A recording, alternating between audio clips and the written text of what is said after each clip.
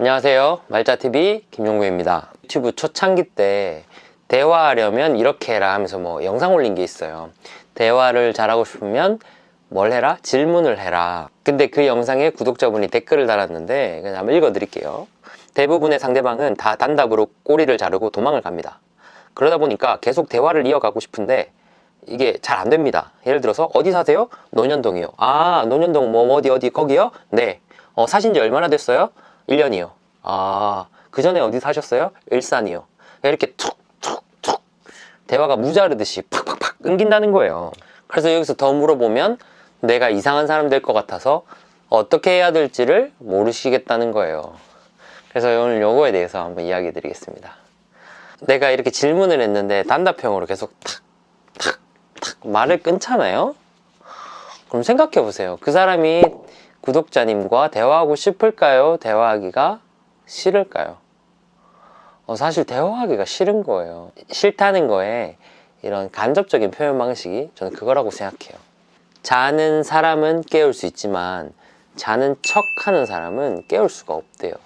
나랑 대화하기 싫은 사람은 어떻게 해도 대화를 이어나가기가 힘들어요. 상대방 마음이 다쳤으니까.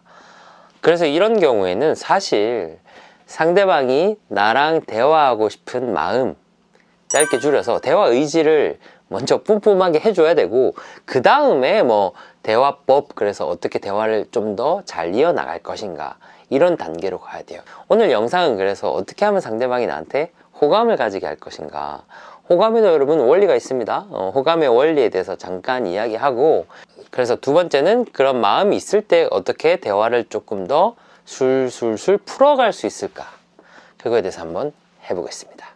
모든 인간관계에 일방적인 관계는 없어요. 반드시 어떤 인간관계든 give and take가 이루어져야 돼요. 일방적으로 주는 분 딱 한 분 있네. 우리 부모님. 두 분이구나. 우리 부모님 있고, 말고는 인간관계는 다 give and take예요. 그래서 만약에 상대방이 나한테 뭔가 호감을 갖고 나를 좋아하게 만들려면 기본적으로 뭘 줘야 돼요. 그리고 뭘 받아야 돼요. 그래야 그 관계가 오래 가요. 그럼 내가 뭘 줄 수 있을까요? 물질적으로 돈이 많거나 그래서 선물을 하거나 하면 당연히 좋아하겠죠. 저는 밥 사주는 형님들이 그렇게 좋더라고요. 밥 사주고 이런 거 좋잖아요. 근데 내가 그럴 상황이 안 돼. 그러면 사람이 사람에게 줄 수 있는 거, 정량적인 거 말고 정성적인 게 뭐가 있느냐, 마음적으로다가 줄 수 있는 게 뭐가 있느냐. 두 가지. 재미, 의미. 이 두 가지예요. 재미는 그런 거죠. 제 친구가 회사를 다니다가 회사 그만두고 모아둔 돈이랑 퇴직금으로 세계 여행을 1년 반을 갔어요. 현종아 임마 리스펙 한다 진짜. 1년 반을 갔는데 제가 평소에 안 가봤던 나라, 동남아 이런 데 말고 남미, 특히 쿠바 이런 얘기 해주면, 거기서 오래 살았던 이야기 해주면 되게 재밌어요. 왜냐면 내가 안 가봤으니까. 그래서 현종이랑 대화하면 재밌는 거예요. 제 친구랑 대화하면 재밌는 거예요. 그러면 말을 잘하든지 못하든지 계속 듣고 싶은 거예요. 재미가 있던지 아니면 의미가 있던지, 내가 살면서 풀리지 않는 어떤 질문들이 있잖아요. 예를 들어 회사를 계속 다닐지, 이 회사를 계속 다닐지, 아니면 이직을 할지, 인생에서 큰 굵직굵직한 질문들이 있을 때 그걸 뭔가 누구한테 물어보고 싶고 할 때 딱 제일 먼저 떠오르는 사람들 있죠.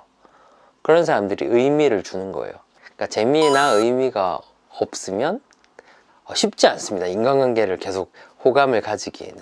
하지만 쉽지 않다고 제가 이 영상 찍은 건 아니겠죠. 그래서 줄 수 있는 게 뭐냐, 바로 그전 영상에서 했듯이 질문을 통해서 대화를 이끌어 나가는 거예요. 예를 들어 볼게요. 대화할 때 대화 점유율을 좀 낮추세요. 대화 점유율 이런 말 혹시 처음 들어보셨어요? 축구할 때 축구 볼 점유율 있잖아요. 한국이랑 일본이랑 한일전을 한다. 한국이 볼을 몇 프로 쥐고 있었냐, 몇 프로 가지고 있었냐, 이게 점유율인데, 대화할 때 대화 점유율을 일반적으로 낮추는 게 좋아요. 모든 인간은요, 타인한테 다 관심받길 원하고 사랑받길 원하고, 그래도 이왕이면 조연보다는 주연, 주인공이고 싶어해요. 대화의 점유율이 내가 낮다는 건 뭐냐면 상대방이 말을 많이 한다는 거잖아요. 상대방이 말을 많이 한다는 건 상대방이 주인공이 된다는 거예요. 그래서 상대방을 좀 주인공을 만들어 주라는 거예요. 일반적으로 제가 강연 가서 저 대화가 힘들어요 하시는 분들을 어떤 성향인 줄 아세요? 공통적으로 가지고 있는 성향? 매우 논리적이고 이성적이기만 하신 분들이 되게 많아요. 논리적이기만 하니까 어떤 문제를 상대방이 털어놓으면 거기서 말을 딱 끊고 야 그건 네가 이렇게 해야지 이렇게 해답을 주는 분들이 많다는 거예요.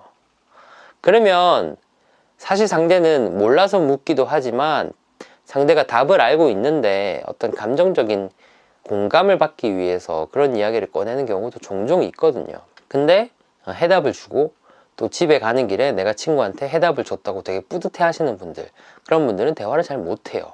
그래서 대화의 점유율을 높인다는 거는 내가 말을 좀 적게 하고 상대의 이야기를 들으면서 상대의 마음을 좀 더 공감해 주라는 거예요.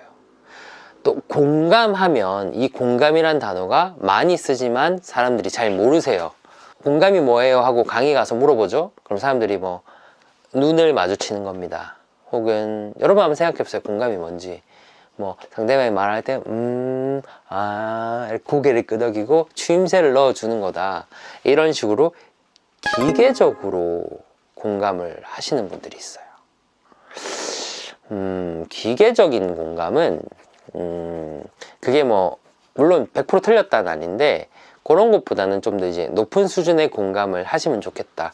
높은 수준의 공감은 뭐냐? 이 두 가지다. 첫 번째는 반짝이는 것을 찾아라요.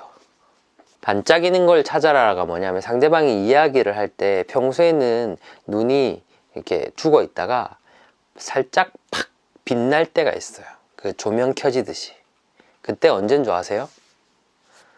자기가 좋아하는 이야기 할 때 사람들은 눈이 반짝반짝해요. 뭐 좋아하는 사람, 즐거웠던 경험, 아니, 누굴 좋아해. 그럼 그 사람 이야기하면 눈이 막 반짝반짝반짝해요. 그 상대방이 반짝반짝하는 포인트를 찾으세요. 다시 말해서 상대방이 좋아하는 것을 빨리 찾아보세요. 그래서 거기에 대해서 질문을 해보세요. 여러분한테 질문을 해볼게요. 상대방이 좋아하는 것을 찾는 질문이 무엇일까요? 어떻게 말하면 상대방이 좋아하는 것을 알 수가 있을까요? 뭐 이런 거죠. 취미가 뭐예요? 보통 쉴 때 뭐 많이 하세요?